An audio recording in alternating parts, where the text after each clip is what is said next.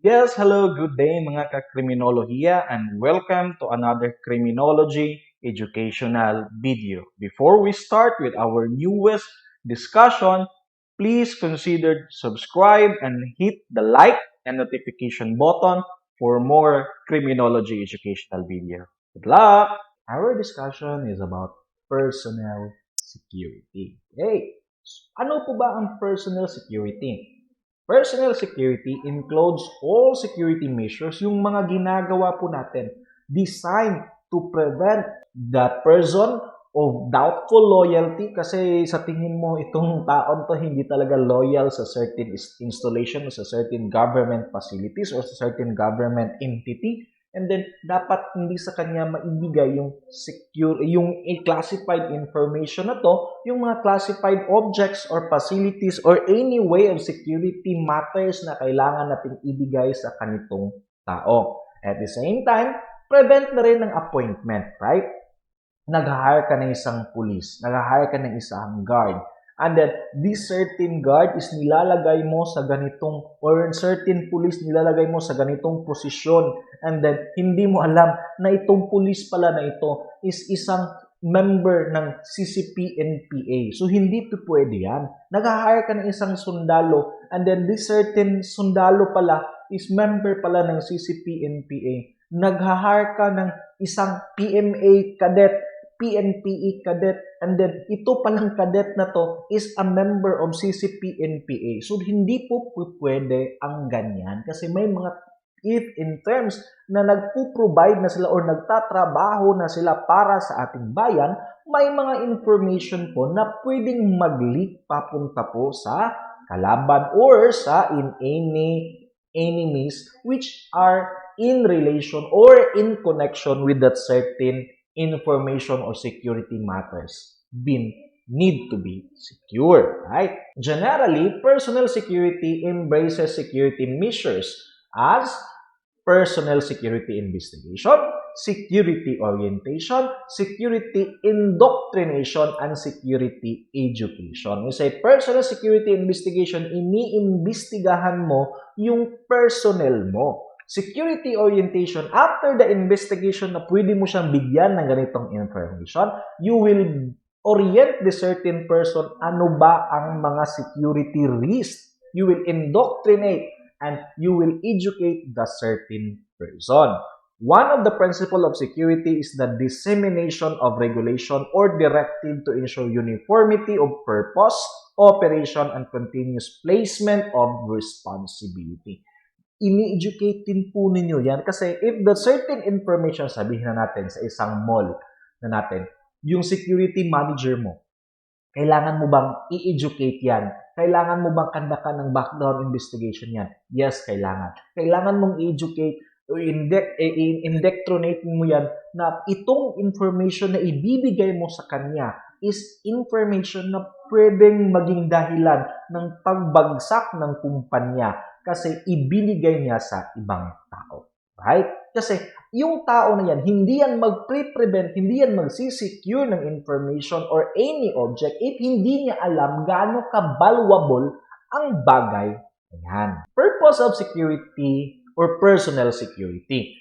First, to ensure that the firm or an institution, an installation, a facility hires employees best suited for the firm. Yes po, may dapat po talaga ma-verify po ninyo yung mga tao na i-hire nyo sa facilities nyo. If ever you are a security agency, if ever you are in a government sector, if ever you are in the private sector, if ever you are in school, if you are in mall, personal security is very important kasi sure that the person you hired is fit or suited to your firm. Baka yun ang magiging dahilan ng pagbagsak ng firm mo. Kasi baka itong tao na to nag-apply sa'yo, hindi pala talaga yan, ang loyalty niyan is nasa kabilang firm or other groups of society na gustong pasukin yung facilities mo. Once hired, to assess if na-hire mo na yan, to assess in providing the necessary security to those employees while they are carrying out their function. Yes, if na-hire mo na yung tao na yan, and then automatically na-hire mo na, then you will assess that certain person in the performance of his duty. Part po yan ng personal security. To provide the standards, objectives po ng personal security natin, provide standards and procedure necessary to ensure appointment, employment, retention of suitable and loyal individuals. Kasama na din po yan. You will appoint, you will employ, yung retention, yung sa tingin mo is loyal, yung mga taong sa tingin mo are qualified, you will retain that certain person. I-remain mo yan, right? Suitable for the loyalty of that facilities.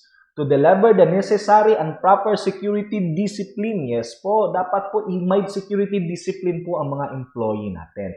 Sabihin na natin, we should always follow security measures. Mall, dapat talaga pagpasok mo dyan, yung mga employee mo, yung mga trabahante mo, alam nila na i-check yung bag nila. Kaya pagpasok na hindi na sila nagre-refrain, bakit mo i-check yung bag ko? Hindi na, kasi alam nilang i-check sila.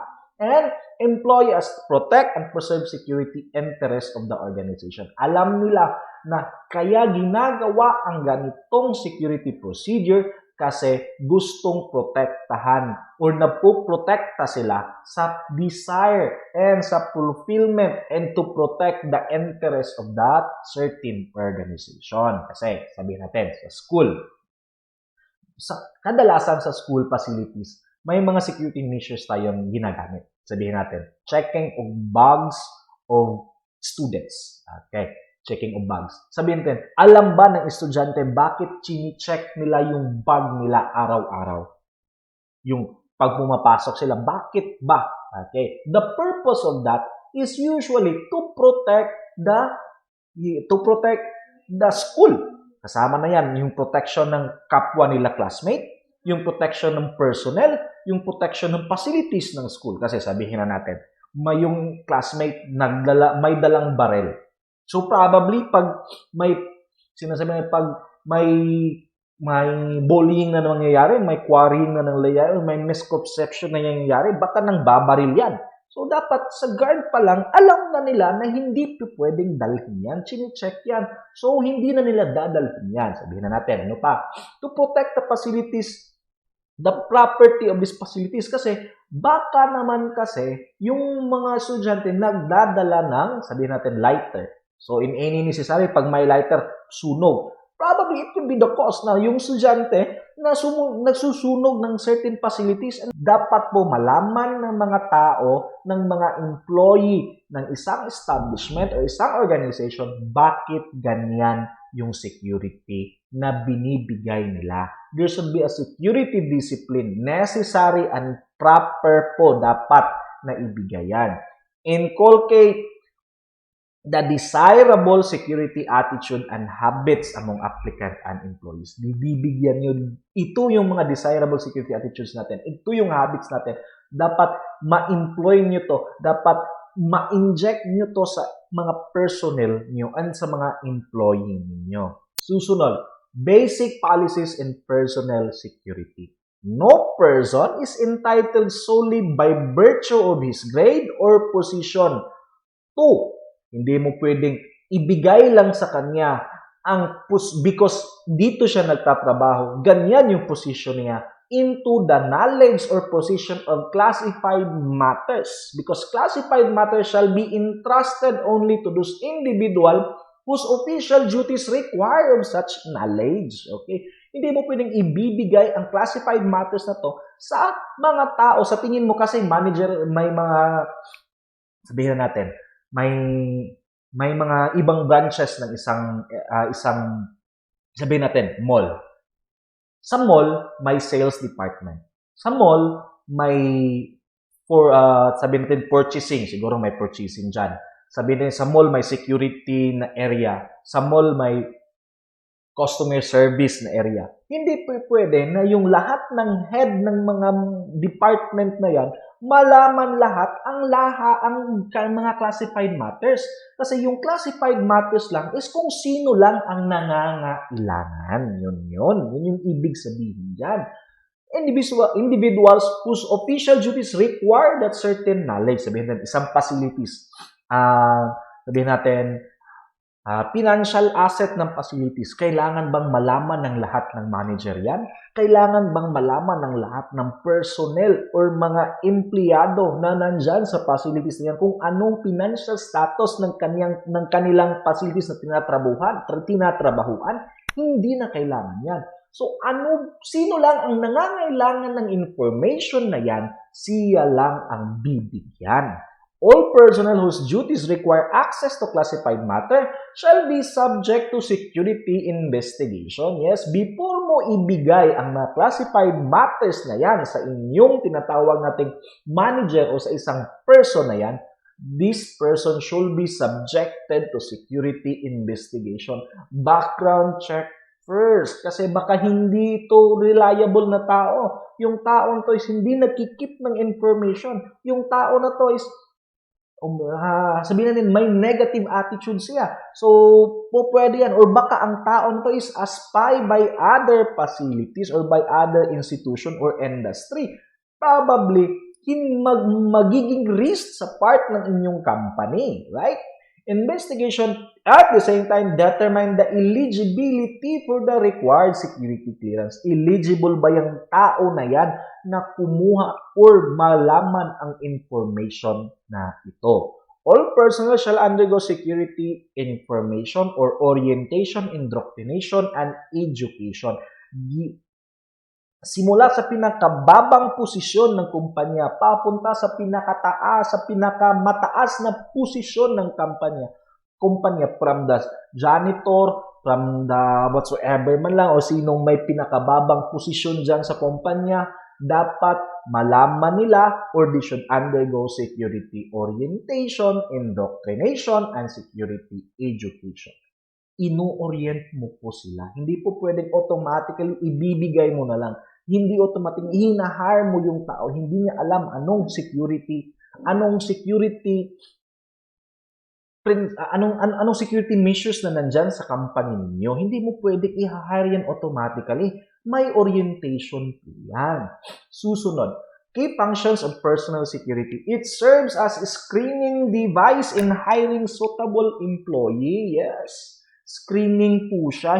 Kaya nga sinasabi ko kanina, if you would automatically hire that certain person na hindi mo kinandakan ng personal security, yan, may possibility na nung taong hinire mo na yan ang magiging dahilan ng pagbagsak ng isang facilities. Right? It also provides background investigation services of both potential and at the same time, present employee. Yung empleyado mo na, kailangan mo rin ng personal security for possible assignment to sensitive position. It handles investigation of employees suspected of wrongdoing. At the same time, key functions of personal security. It develops security awareness among employees. It attempts to ensure the protection of employees from discriminatory hiring or terminating procedure. Kasi before mo siya i-terminate, may security personnel ka munang ginagawa. May security investigation ka munang ginagawa. Discriminatory, before mo siya i-hire, may personal security kang ginagawa. Unfounded allegations or illegal and unethical activities to be conducted, may personal security kang ginagawa. Yan. Susunod, personal identification. Control point. Okay. A control point must be established for positive personal identification and check system. Ano bang mga common na control point na ginagawa natin sa ating mga personnel or sa isang establishment? Sa school, sabihin natin, may guard house tayo sa school. Lahat ng personnel na pumapasok doon, nandun si guard. Ano pa? Sa SM, may mga guard house din tayo. Sa mall, sabihin natin sa Robinsons, sa Gaisano, may mga control point tayo, yung mga entrances natin, yung mga exit natin, di ba, nandun ang guard natin those are control points that be necessary for that certain facility. Yes, and this is to ensure that only those person who has the right and authority to gain access with that certain facilities are only the person who can or who just access. And the most practical kasi yung mga guard na yun, baka bago yung guard or yung guard hindi talaga niya na-memorize sa napakadaming tao or personnel na hinahire ng company or personnel ng company. The identification card, badges, or passes should be employed. Yes. Type of personal identification, personal recognition, yung familiarity. Okay? Familiarity of the person's physical appearance and characteristics. Alam ni guard kung sino yung personnel na yan. Alam ni guard na ito si personnel A, ito si personnel B, ito si personnel C. Personally, alam niya. When we say artificial recognition, using the identification card, ID, sa napakarami, ID should do. Passes, do. Password, yes, pwede naman. Those are artificial recognition na pwede mong ibigay sa employee mo. Kasi para malaman ng security personnel, ito, empleyado to ng kumpanya. Susunod, uses of passes system. May mga iba't ibang passes system tayo. First, single pass system, pass exchange system, multiple pass system. Okay, when we say single pass system, the badge or the pass for authorization to enter a specific area is issued to an employee who keep in his position until his authorization terminates. Ang isa dito, sabihin natin, yun yung ID natin. If you are in school, yung estudyante natin is binibigyan natin ng ID. This ID na binibigay natin sa estudyante is tini-terminate natin, binabalidate natin yan every semester para malaman ng estudyante o malaman natin na hindi na siya naka-enroll ngayong taon o ngayong semester na ito. So, tini-terminate yan. At the same time, yung mga mall, yung empleyado nila may ID. This ID is a single pass system na ibinibigay mo sa empleyado mo in order na malaman natin empleyado siya ng mall na to. At the same time that he will be terminated, ibabalik niya yung ID na yan. Right? Pass exchange system. An exchange takes place on the entrance of each control area. Upon leaving, the personnel surrenders his badge or his passes and retrieve back his basic identification. Ginagamit to usually sa mga school. Pwedeng gamitin to sa school. Yung mga school na hinihingan ka ng personal ID. Yes, hinihingan ka ng personal. Upon entry sa control point nila, hinihingan ka ng personal ID mo. At yung personal ID mo is may binibigay na badge or na ID na ibibigay sa'yo. And anytime na mag-exit ka sa facilities nila, is ibabalik din mo yung ID na binigay sa'yo at ibabalik din sa'yo yung personal ID mo. Right? That's pass exchange system. Pangatlo is multiple pass system. Multiple pass system provides an extra measure of security by requiring that exchange take place at the entrance of each restricted area. Sabihin, area A, area B, area C, area D, or level 1, level 2, level 3, level 4. Kung si personnel galing sa level 1, and then automatically papasok siya sa level 2, yung pag-enter niya sa control point ni level 1, bibigyan siya ng pass. Pag makapunta na naman siya sa level 2 na area, yung control point naman ni level 2, bibigyan ulit siya ng pass. Pero yung pass niya nga nakuha niya from, tinatawag natin, yung pass na nakuha niya from level 1, i-exchange na naman niya for level 2 na pass. Pag pupunta siya sa level 3, yung level 3 na pass na naman, may bibigay na naman sa level 3, at yung level 2 niya is ibibigay niya kang level 3 nga control point. Yun po yun. So, exchanging sila. So, malalaman mo na yung taong pumasok na yun, pumunta pala sa level 3 na office. Yun yung ibig sabihin yan. So, malalaman mo yan na kasi exchange sila. Pagbalik nila, malalaman rin ni level 3 na bumalik, malalaman ni level 2 na nakabalik na si pagbalik nila ng person na yan galing sa level 3, so ibibigay na naman niya ulit yung pass for level 3. So ibabalik na naman ni level 3 person guard or security person niyan ang pass for level 2. So ganun, papunta sa level 1 until makaalis siya ng facilities at multiple pass system. Badge and pass control. The system should have a complete record of all badges identification card issued, mutilated or lost by serial number of O and crisis index alphabetically. Yes, if may badge na nawala, it should be recorded. Lahat po ng badges na ibinibigay, dapat po may record dyan. Supervisor from time to time for its accuracy and authenticity should check always the list of these recorded badges and passes.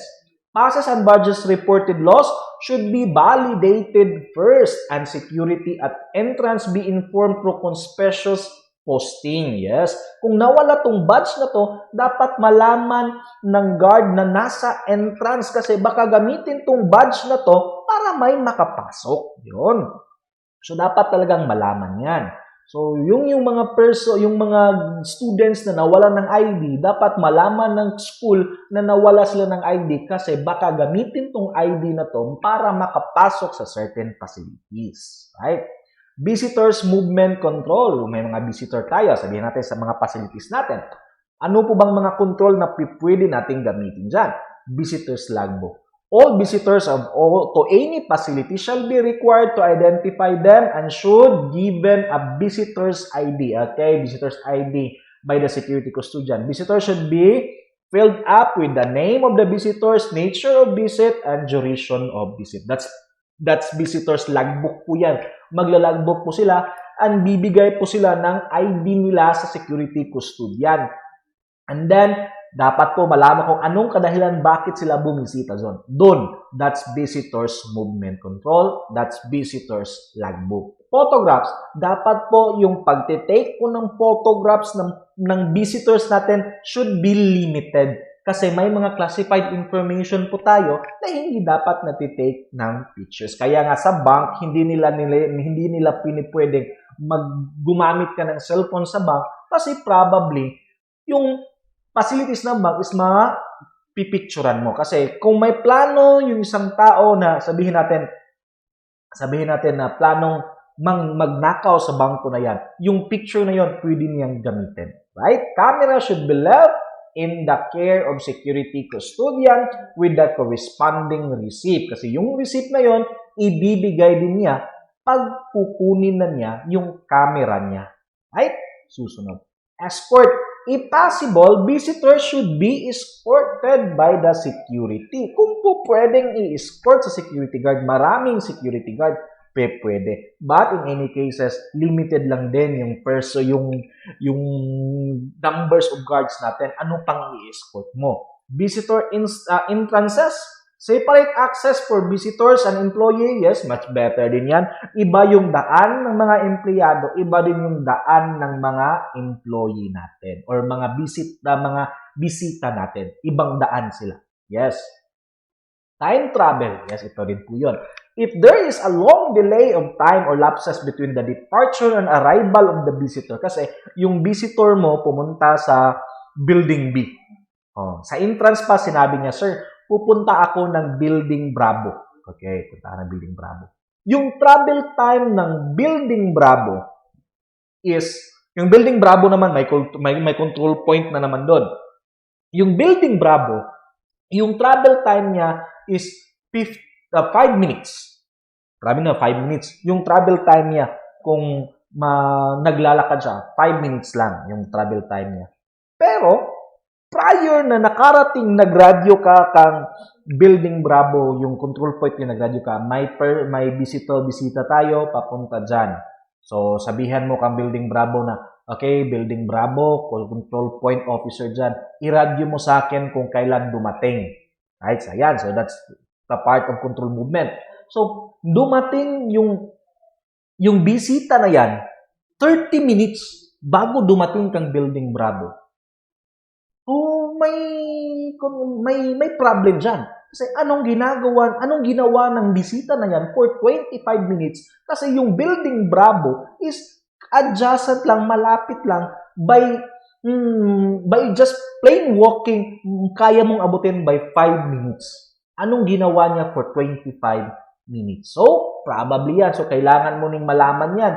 Kailangan much better if you will interview that certain person or i-access mo sa CCTV kung saan siya nagpupunta-punta. Kasi probably hindi yan talaga. Yung goal niya is hindi si Building Bravo. Baka may ibang goal yan kaya pumasok sa facilities mo and then ang reason lang na ibinigay niya sa control point sa entrance ng facilities is si Building Bravo. So, required din yan. Access list, record of predetermined visitor. May mga visitor po or mga bisitang naka-appointment.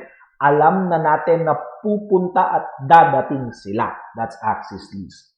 Package movement control. No packages shall be authorized to be brought inside the industrial institution, offices, and work area without proper authority. Hindi pwedeng nagdadala lang papasok, nagdadala palabas. Hindi pwede yan. Outside packages carried by personnel o outgoing palabas na packages carried by the personnel should be closely inspected by security personnel, and those in vehicle should be checked as many pilferage item. Yung mga sasakyan ng mga empleyado, dapat tinitingnan din yan, right? Leaving the compound.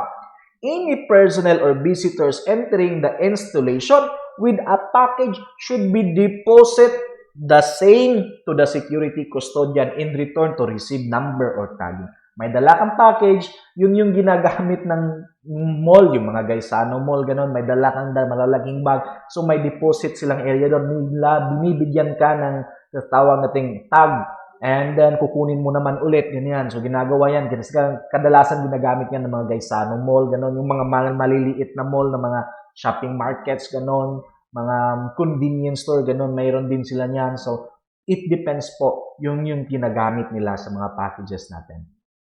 Vehicle movement control and identification. Private-owned vehicle of personnel. Yung mga empleyado po na may sariling sasakyan or visitors, may mga sasakyan yung visitors natin, should be registered and subject to the identification and admittance procedure. Dapat po nakarehistro yung vehicle na yan. Vehicle should be subjected for search at the entrance and exit of installation. Kung yung installation nyo may gate, yung entrance and exit ng vehicle na yan, dapat po sini-search ng security personnel. Baka po may mga item na kinukuha from that certain facilities which is not authorized with that certain facilities. All visitors with vehicle should be provided all visitors with vehicle should provide the security as to the complete details of their duration of stay, persons to be visited, and other information na kailangan o pwedeng magamit. All vehicle of visitors should be given a sticker or a sign to be placed on the windshield para malaman natin itong yung nakapark na sasakyan o ito yung sasakyan ng bisita ni President. Ito yung sasakyan na bisita ni CEO. Ito, malaman natin. Provided din na nakapasok sa facility yan. Yung nasa labas ng facility lang yung sasakyan, huwag mo nang lagyan ng sticky yan. Hindi naman yan magkakaroon ng probably item na, kasi yung item nasa loob lahat. Yung facilities, yung mga probable pilferage nasa loob. So, yun yung minimeasure na pag pumapasok sa facilities yung sasakyan. Traffic warning sign should be installed at the entrances. Ilang kilometer lang, turn right ba, turn left ba, is it U-turn, pwede bang mag-U-turn dyan, ganyan. So, two-way traffic ba yan? Baka kasi dun sa loob pa ng facilities mo. Security personnel must constantly supervise parking areas and make frequent spots search for vehicles. Paano yung mga parking area yan? Dapat tinitingnan yan. Baka may mga tinatago dyan. Right? Personal Security Investigation or PSI. Okay? A process of inquiry into the character. Yung ini-inquire mo, it is a process of inquiry. Ano bang ini-inquire ng personal security investigation?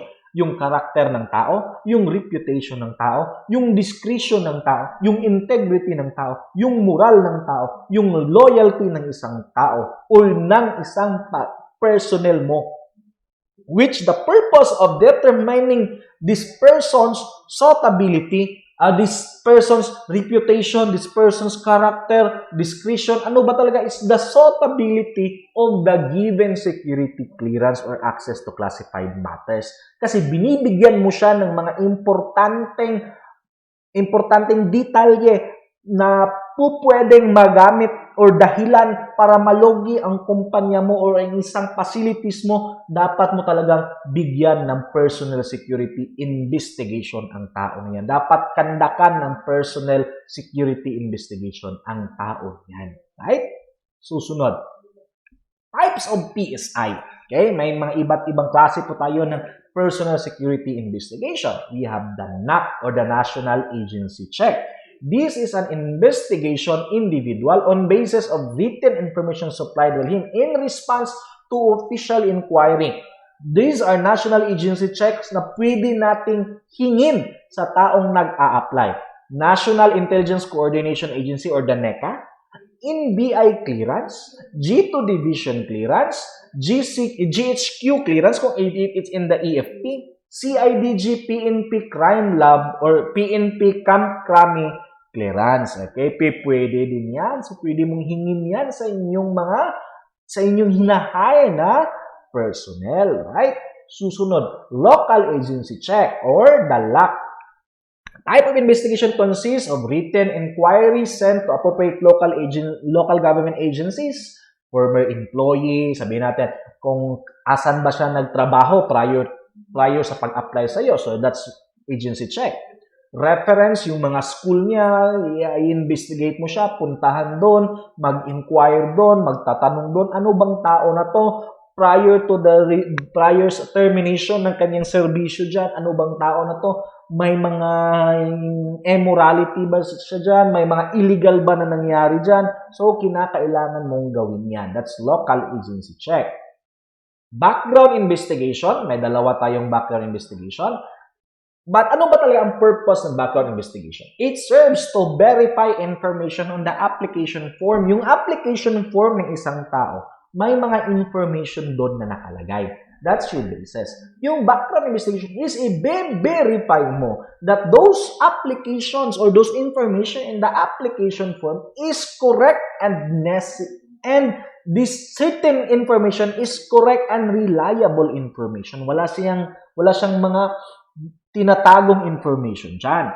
May dalawa tayong tinatawag na background investigation. Partial or the PBI and the complete background investigation or the CBI. Factors to consider in background investigation, loyalty ba yung tao? Faithful allegiance to the country, yes, may allegiance ba siya sa country, sa government, or even in the private institution, may allegiance ba siya? Posible bang may allegiance sa dyan? Integrity, uprightness and character, discretion, so wise judgment, may possible itong tao na to, posible bang may good judgment to, may wise judgment ba to, moral of that certain person, character of that certain person, reputation of that certain person, kailangan mong malaman yan.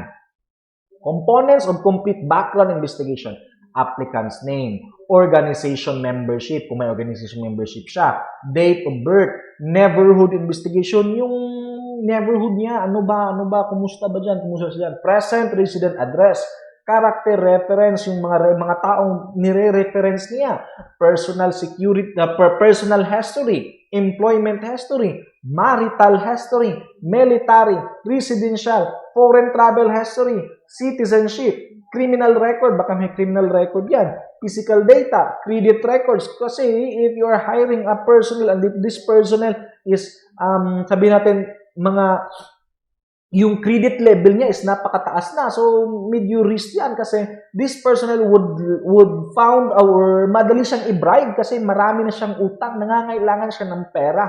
Bribing of this person is by means of money. That's credit records. Kaya kailangan yan. Educational history, applicant signature, and date of application of the certain complete background investigation. Security education. Follow the security education. It is a conduct to develop security awareness among employees of the company. Na-hire mo na. Bakit mo kailangan i-educate into securities? Kasi para malaman ng mga tao ano ba ang kailangan, ano bang security matters or measures na ibibigay mo or nasa kumpanya. It should covers to all employee regarding of the rank and position. Kung ikaw ang nasa baba, ikaw yung pinakababang posisyon, ikaw yung pinakataas, ikaw yung may-ari, dapat parte yan ng security education na ibibigay ng kumpanya. And objective of security education, guidance for all supervisory and executive level of the organization. Mandatory indoctrination of security for all new personnel. Kung bagong personnel yan, dapat indoctrinate or doctrinization dapat yan. Binibigay mo kung anong dapat niyang malaman. Development of a high degree of security consciousness among the selected supervisors and other key personnel in a program that should be continued and supported by top management. Dapat talaga kasi yung security matters o security level ng isang agency, dapat talaga may support yan by the management. Kasi kung walang support yan by the top management, hindi yan magpo-prosper. Yeah, right? And probably, yan pa ang magiging dahilan kaya magpo-fall or mababankrupt yung company. Objectives of security education, a down-the-line security program aiming at instilling consciousness, dedication through demonstration, lectures, motivates, and suggestions. So let all employee first inform. So you will firstly inform them that they belong to the organization, right? Kasi yung security education, sabi niyan, sinasabi, ini-indoctrinate mo, ini-inform yung tao na to na kasali ka sa organization. Kasi yung ibang tao talaga, wala naman talagang pake.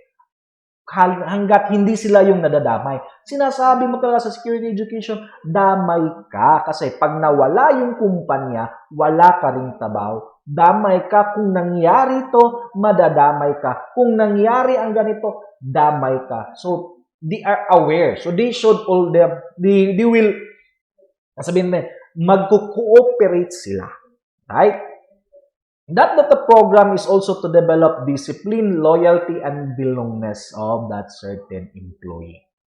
Phases of security education program, may mga phases tayo.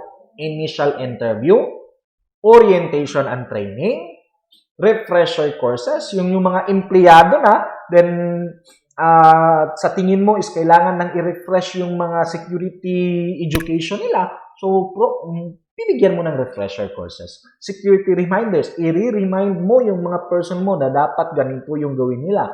Sabihin natin, mga poster, may mga tarpaulin ka, no ID, no entry, ganyan. So, that's part of security reminders. Security promotion, act of emphasizing the importance of rule of security. Pinopromote mo sa kanila ano ang kadahilanan o ano ang importansya ng security para sa kanila, sa fulfillment ng kumpanya, at sa progression ng kumpanya. I think that's all. Let's see each other. Good day and bye-bye!